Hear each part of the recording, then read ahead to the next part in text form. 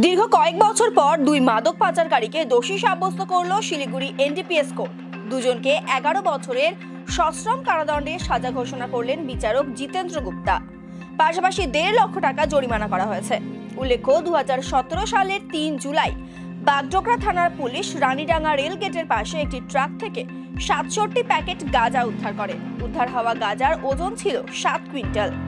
ঘটনায় গ্রেফতার করা হয় ট্রাক চালক বলকার সিং এবং সহচালক শহীদুল আলমকে। 2017 সাল থেকে শিলিগুড়ি এনডিপিএস কোর্টে মামলার শুনানি শুরু হয়। আদালতে মামলার চার্জশিট জমা করেন তদন্তকারী অফিসার। পাশাপাশি 16 জনের সাক্ষী গ্রহণ করা হয়। আজ দুজনের সাজা ঘোষণা করেন বিচারক জিতেন্দ্র গুপ্তা। দুজনকে 11 বছরের সশ্রম কারাদণ্ডের সাজা ঘোষণা করেন তিনি। পাশাপাশি 1.5 লক্ষ টাকা জরিমানা দেওয়ার নির্দেশ দেওয়া হয়েছে। জরিমানা অনাদায়ে 1 বছরের অতিরিক্ত কারাদণ্ডের নির্দেশ দেওয়া হয়েছে।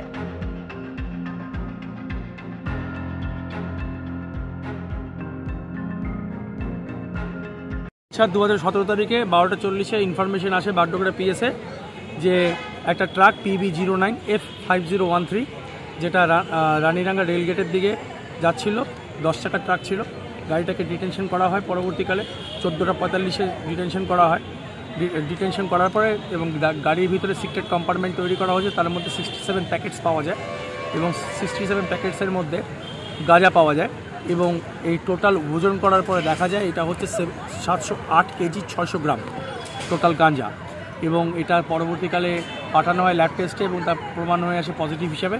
এবং সেই গাড়ির ওনার ছিল হচ্ছে বলকার সিং এবং ওই ড্রাইভার ছিল এবং সাথে ও শহীদুল আলম ছিল, ওর সাথে অ্যাকমপ্লিস হিসাবে সেও ছিল।